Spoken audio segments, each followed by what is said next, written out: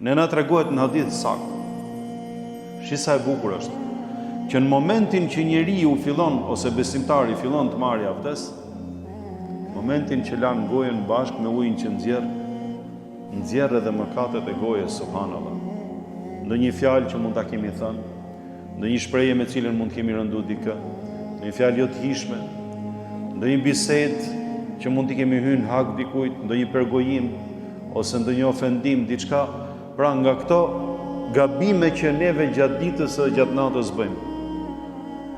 E duke marrë avdes, besimtari fut ujin me përkushtim, pra e bën niyetin që do lahet, të marrë avdesin se do shkoj në takimin ose në komunikimin me Allahun xhaleshanuhu dhe fillon të parapërgatitet të lajë gjymtyrët e tij me pastrimin e pjesshëm.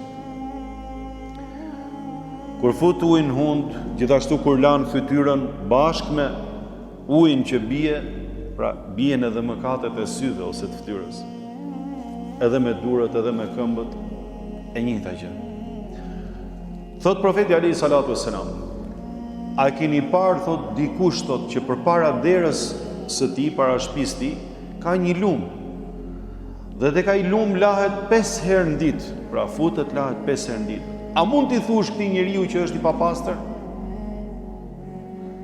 Kan thonë jo, i dërguari i Allahut. Ka thonë kështu, thot, është edhe çështja e besimtarit që merr avdes disa herë në ditë, pra që lahet, që me shku, me komuniku, me u falë për Allahun xhaleshanu, edhe ati i pastrohen pra gjunahet edhe të metat inshallah nga avdesi që merr.